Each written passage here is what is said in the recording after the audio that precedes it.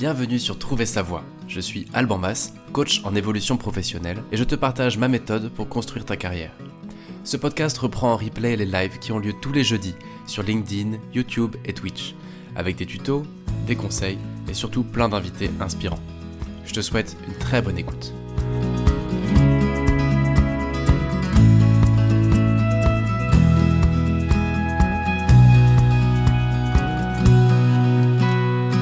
Salut à tous, salut à toutes, nous voilà de retour après 2 semaines sans épisode. Aujourd'hui j'ai la voix qui flanche un peu parce que toutes les 4 ou 5 secondes je me mets à tousser. Je vais devoir faire beaucoup de coupes pour arriver au bout de cet épisode.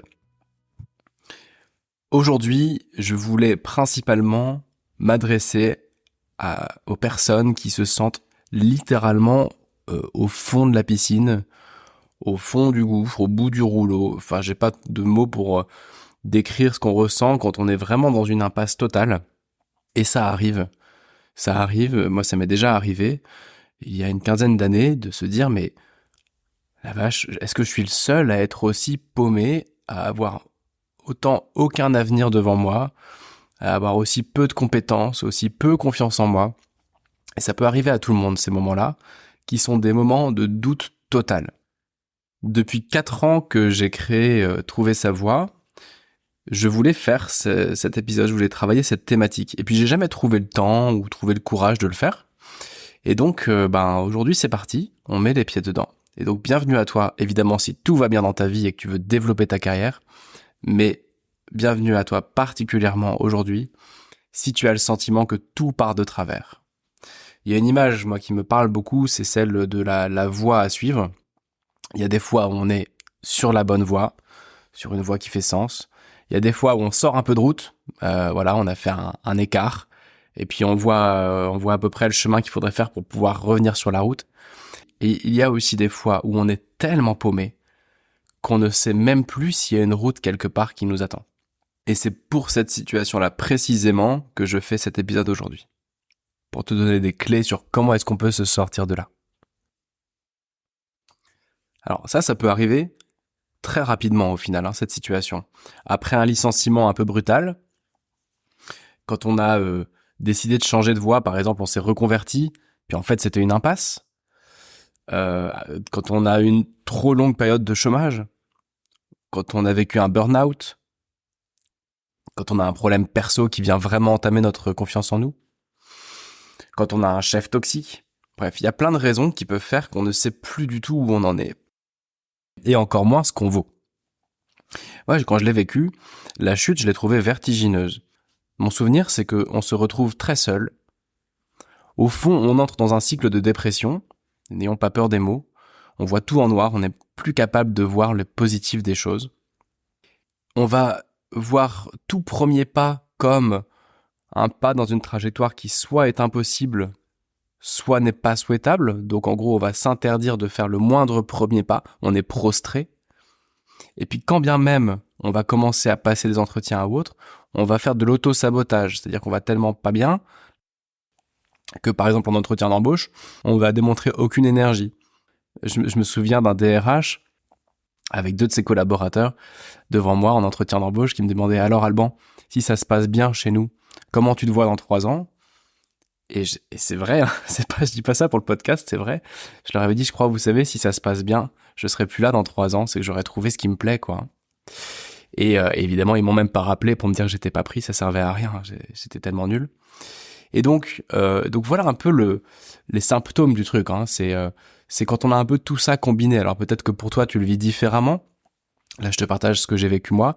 Mais ce qui est sûr, c'est qu'en général, ce qui change pas, c'est que tout le monde va te demander ce que tu vas faire et où tu vas. Et donc, tu as d'un côté une injonction d'avoir des réponses, et de l'autre, une chute abyssale et indéfinie dans une vie pro où tu sais plus du tout où elle te mène, quoi. Donc, tu as un mélange d'avoir besoin de trouver des réponses pour toi, pour tes finances, pour te rassurer, et aussi d'un point de vue social, pour justifier de ton existence, tout simplement, et aussi pour avoir de quoi répondre à tout le monde, tous ceux qui te disent alors tu vas faire quoi. Ça c'est du court terme, et puis t'as à la fois cette perte de confiance sur en fait qu'est-ce que je vais faire de ma vie, et quelle trajectoire je peux écrire moi qui ne sais rien faire. Moi, dans la place, et juste nulle part. Aujourd'hui, on va parler de ça, et moi, j'ai envie de te dire deux choses. La première, c'est que c'est normal d'être paumé. C'est normal d'être paumé. Et je leur dis 3 fois, c'est normal d'être paumé. Contrairement à ce qu'on voit sur TikTok, sur Insta, sur LinkedIn, à ce qu'on voit partout, contrairement même au titre que j'ai donné à ce podcast, trouver sa voie, comme si on devait tous la trouver. Non, c'est normal d'être paumé. Et je vais me justifier. Deuxième chose, c'est que ce n'est pas normal de le rester. Ce n'est pas une fatalité. Si tu es complètement perdu aujourd'hui, tu ne le resteras pas. Et je vais essayer de justifier un peu ces deux points-là. Avant de rentrer dans le détail, quelque chose qui me paraît important à préciser, c'est que pour moi, le problème, il vient d'un mélange des temporalités. Grosso modo, tout le monde est paumé sur ce qu'il veut faire de sa vie. Et ça, je vais expliquer pourquoi. Et répondre à cette question, ça demande, à mon sens, 5, 10, 15, 20, 30 ans de réflexion et de travail sur soi. Et quand tu es dans la situation qu'on vient de décrire, tu n'as pas 5, 10, 15, 20, 30 ans de réflexion possible. Tu as 5 jours, 5 mois peut-être, mais il est temps que tu trouves du boulot, il est temps que tu puisses avancer. Et donc, il y a le ici et maintenant, avec des contraintes sociales, familiales, géographiques, qui te dit tu dois trouver là vite. Et en parallèle, il y a un questionnement, qu'est-ce que je vais faire de ma vie ? Et on vient naturellement essayer de répondre à ces deux questions-là en même temps, alors que pour moi, ce sont deux questions séparées. Et je vais y revenir évidemment plus en détail. Alors, avant tout, pourquoi est-ce que c'est normal d'être paumé à un moment de sa vie ? Mais pour plein de raisons. Je vais t'en lister déjà 6 ou 7, mais je pourrais t'en lister au moins 50. Une première, on va revenir un petit peu loin dans notre évolution de l'espèce humaine. Notre cerveau reptilien, il a appris depuis des millénaires, depuis des dizaines de milliers d'années, à nous apporter de la sécurité. Donc, c'est plutôt notre cerveau analytique qui est développé. Notre objectif, c'était de survivre. Depuis que l'homme existe, pendant des dizaines de milliers d'années. Donc notre cerveau est calibré pour la sécurité, pour éviter le danger. Et non pas pour atteindre le bonheur. Ça, c'est l'autre côté, c'est le côté intuitif de notre cerveau. Donc, dans le match, on a un cerveau qui a été sursollicité pendant des dizaines de milliers d'années pour t'apprendre à te protéger, c'est-à-dire voir le risque de tes potentielles idées. Attention, ça c'est dangereux, attention, ça tu vas peut-être pas avoir de quoi vivre, etc. Ça s'est fait sur un temps très très long d'évolution, alors que l'autre partie de ton cerveau qui va te servir à avoir un peu plus d'intuition et à écouter ton cœur, on va dire, ben celle-ci, ça fait seulement quelques années que tu la travailles. Et l'espèce humaine la travaille depuis quelques centaines d'années. Donc on n'est pas armé, tout simplement d'un point de vue cérébral pour ça. Le résultat de ce truc-là, c'est quoi ? C'est que tu vois la menace avant même d'y être confronté. C'est normal, c'est l'évolution de notre espèce et c'est ce qui nous a permis de nous développer. Mais là, ça te joue des tours. À peine une idée émerge que tu ne vas pas pouvoir l'envisager sérieusement parce que tu vois toutes les menaces qui vont y affairer. Et donc, ça va tuer le projet dans l'œuf et ça va te renvoyer à ton immobilisme actuel. Deuxième bonne raison d'être paumé, c'est que notre capacité d'adaptation a complètement anéanti notre instinct. Et c'est normal. L'être humain a la faculté de s'adapter. Contrairement à pas mal d'animaux. Un animal qui n'est pas à la bonne place, il va changer tout de suite. Parce que sinon, son espèce va s'éteindre. Tu mets un poisson d'eau douce dans de l'eau de mer ou tu mets un oiseau dans un endroit sans aucun végétal, s'il ne dégage pas vite fait, son espèce va disparaître. L'être humain, tu peux le mettre dans un univers qui n'est pas du tout fait pour lui, il va pas mourir, il va s'adapter. Et on fait pareil au travail. Donc même dans les pires conditions, même dans un boulot qui est très éloigné de ta nature personnelle, en fait, tu vas pas réagir en arrêtant ce boulot, tu vas t'adapter et ça va marcher. Et ça, à l'échelle de plusieurs millénaires d'évolution, ça fait qu'on n'a pas appris à chercher des boulots adaptés à nous. Nous avons appris à nous adapter à ce qu'on trouvait. Et donc, tu as tout ce passif aussi, j'ai pas envie de dire génétique, mais culturel et fonctionnel, qui fait que c'est normal que tu n'aies pas vraiment appris à trouver le boulot qui cadre avec qui tu es. Notre entraînement repose sur « je m'adapterai à ce que je trouverai ». Je trouve du boulot d'abord, je m'adapterai ensuite. Troisième raison de ne pas savoir vraiment ce qu'on veut, c'est que les choses se sont beaucoup complexifiées en termes de métier. J'ai fait mes petites recherches. En 1970, il y avait 100 carrières possibles. Donc il y a 50 ans, il existait 100 carrières. C'est pas beaucoup, D'ailleurs, la plupart n'étaient pas accessibles aux femmes. Et puis j'ai regardé une mise à jour de 2018. Pôle emploi dénombre 532 domaines professionnels avec 12 000 métiers. Donc ce qu'on est en train de dire ici, c'est que les choses sont exponentielles et on n'a pas été préparé à comprendre tous les métiers qui vont se créer demain.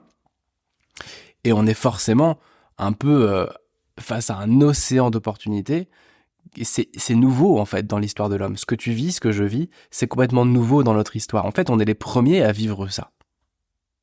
Et donc, c'est normal qu'on soit pas si préparé. Surtout si tu es une femme, mais ta grand-mère ou ton arrière-grand-mère n'a pas vécu ça, quoi. Donc, oui, tu es une pionnière. Et pareil pour les hommes, au fond. Encore une autre raison d'être paumé, c'est que notre famille ne nous y a pas préparés. Avant, on n'était pas libre de choisir ce qu'on allait faire de sa vie. On faisait ce que notre famille faisait, et comme je le disais, pour les femmes, on travaillait pas. Ça fait à peu près 2 ou 3 générations qu'on est libre de choisir. Mais comme dans les années 70, il y avait du boulot pour tout le monde, au fond, je crois que la génération Y et la génération Z, nous sommes les premières générations à avoir l'obligation de choisir. Nos parents avaient le choix aussi, mais dans un monde de plein emploi, où on se posait moins de questions, il y avait moins d'injonctions de trouver sa voie. Donc en fait, une fois de plus, on est un peu des pionniers en fait dans ces choix qu'on doit faire. Et c'est normal qu'on se casse un peu les dents et qu'on soit un petit peu démunis.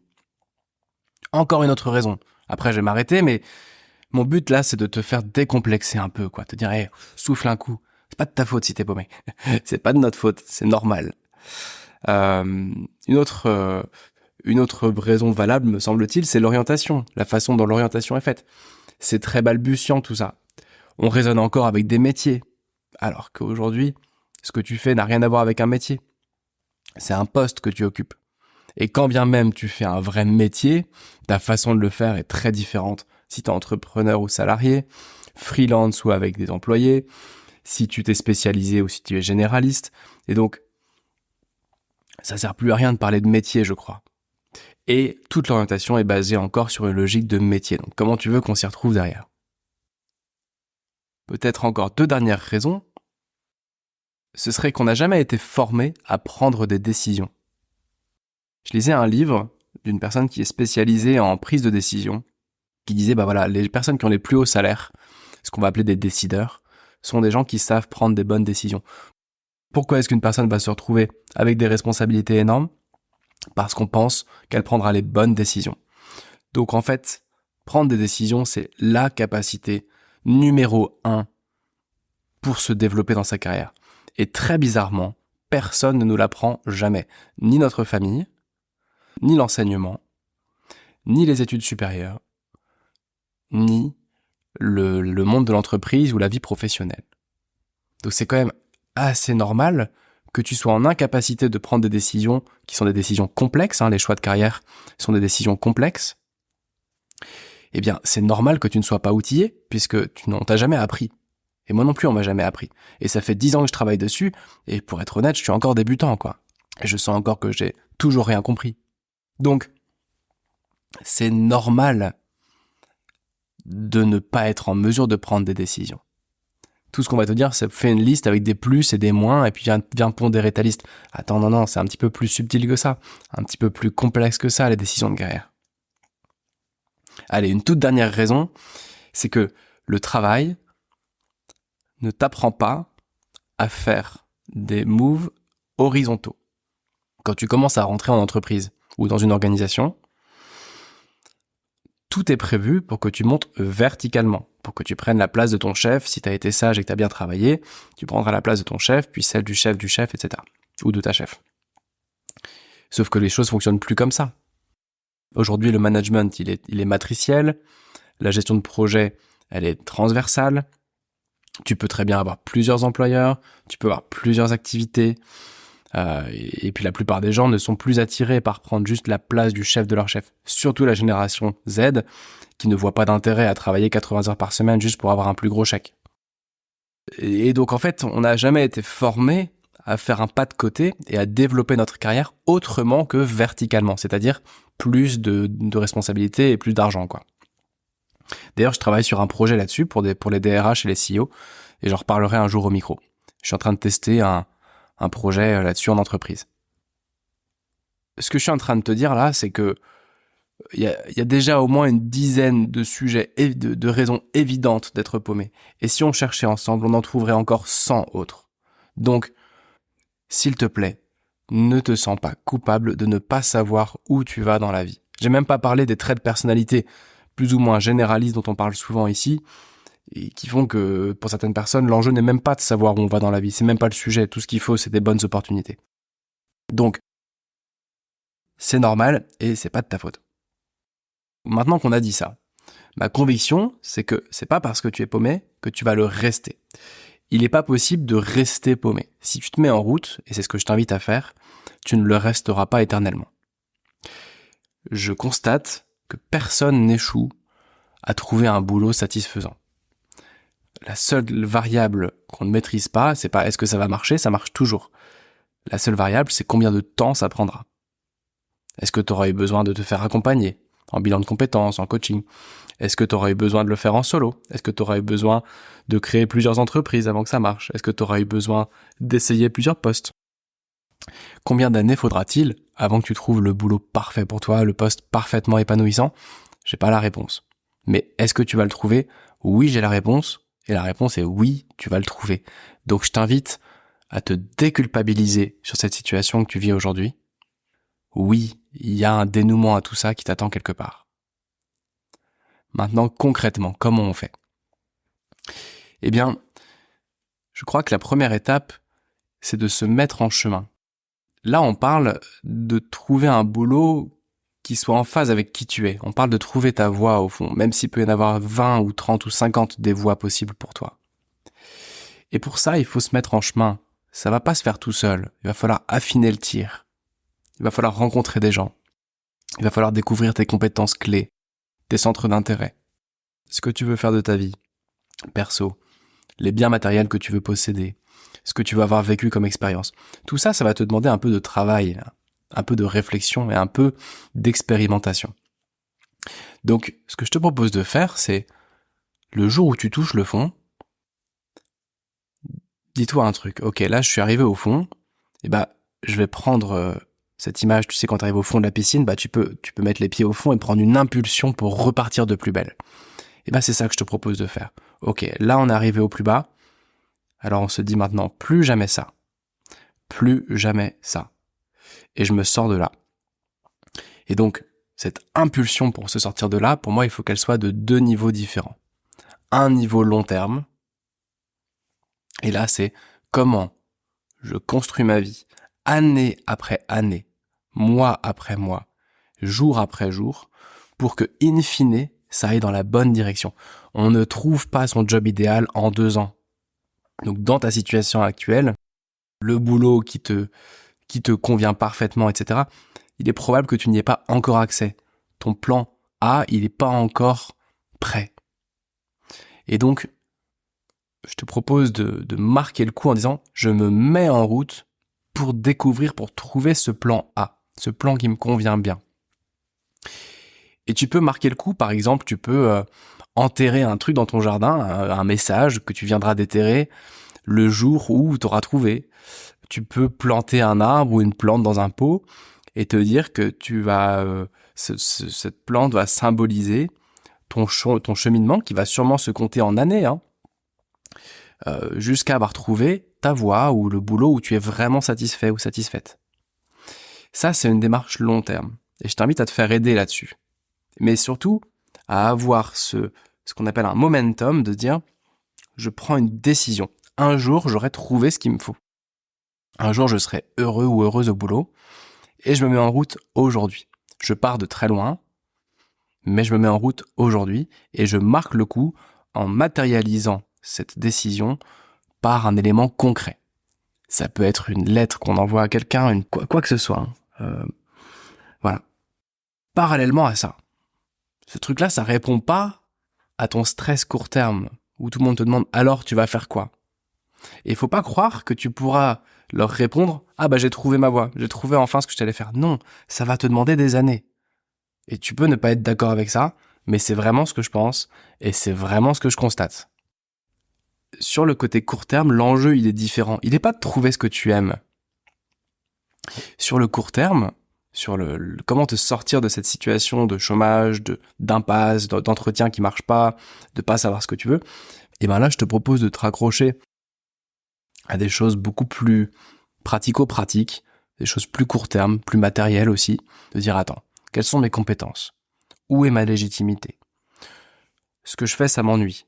Mais quelle est la chose la moins ennuyeuse dans ce que je fais? Moi, c'est ce que j'ai fait à l'époque, il y a une quinzaine d'années, c'est-à-dire ok, aujourd'hui, je bosse dans l'agroalimentaire, mais dans l'agroalimentaire, qu'est-ce qui est le moins ennuyeux? Ah bien, c'est marrant, il y a des labos pharma qui font de l'agroalimentaire. Ah bah tiens, disons que c'est pas courant, etc., etc. Et de fil en aiguille, j'ai fini par aboutir sur quelque chose qui me passionnait pas, mais qui était en tout cas un bon plan B, le temps de trouver le plan A, qui pour moi a pris 16 ans. Et donc, je te propose de faire ça, de te dire, d'un côté, je me mets en route pour trouver le plan A, et de l'autre, je me mets en route pour recommencer à réseauter, rechercher des offres dans les choses les moins pires ou les mieux que je peux trouver, qui me sont déjà à peu près accessibles. Et à rentrer dans un rythme de rencontre, et de réseautage, et de recherche. Et de fil en aiguille, il est probable que tu reprennes confiance en toi pour 2 raisons. Parce que tu seras en mouvement, et que tu auras moyen de répondre quelque chose, bah voilà, je sais que ce boulot-là n'est pas pour toute ma vie, mais a priori, là, j'ai besoin de m'y remettre, donc je cherche tel genre de boulot, et je vais continuer en parallèle à mener mes réflexions de fond. Tu auras quelque chose à répondre, donc ça risque de te donner un peu plus de prestance et de confiance en toi. Et puis surtout, la confiance en toi, elle viendra du fait de te savoir en chemin. Tu sais que tu n'as pas encore ton plan A, mais ça y est, tu t'es mis ou tu t'es mise en route. Donc oui, ton boulot, ça va être un plan C, un plan D, un plan E. Mais tu es en chemin. Et donc, un jour ou l'autre dans ta vie, les choses vont prendre du sens. Et toutes tes galères du moment vont trouver une explication. Donc très concrètement, ce que je t'invite à faire, c'est 1. Prendre une décision, de trouver quelque chose qui te plaît un jour dans ta vie, et de ne pas lâcher tant que t'as pas trouvé, et de faire le chemin qu'il faut. Et 2, se mettre en route tout de suite pour quelque chose de réaliste, de possible, qui te permet d'avoir un point de départ. Puis de toute façon, c'est pas ça que tu feras dans 10 ans.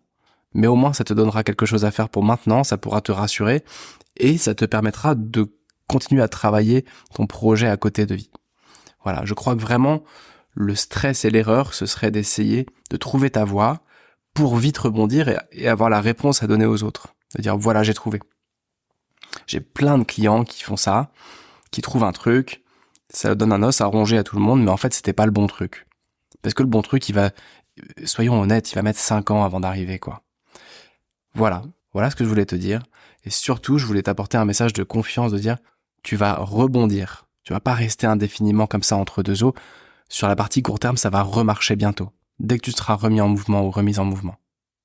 Et deuxièmement, un message de confiance de te dire, tu ne peux pas échouer à trouver ta voie. Tu vas forcément finir par trouver. En revanche, es-tu prête, es-tu prêt à faire le chemin? Et comment est-ce que tu peux matérialiser le fait qu'à partir d'aujourd'hui, je commence ce chemin et je vais m'y tenir. Comme si tu disais, je vais arrêter de fumer. À partir d'aujourd'hui, j'essaie vraiment d'arrêter jusqu'à avoir réussi. J'espère que ça aura pu te motiver, te rassurer Et surtout, n'oublie pas que tu es pas seul, c'est dans cette situation. Et entoure-toi d'autres personnes qui cherchent. Et sépare bien les choses. De quoi j'ai besoin tout de suite là pour me remettre dans la vie. Et comment est-ce que je construis ma carrière à long terme pour trouver ma place. Bonne chance. Et n'hésite pas à m'écrire si tu veux me partager ton histoire ou tes questionnements. C'est toujours un plaisir de recevoir des messages. Rendez-vous la semaine prochaine pour parler complètement d'autre chose. Ce sera en direct cette fois-ci et j'espère que je serai un peu moins malade. Belle semaine à chacun d'entre vous. Bye bye.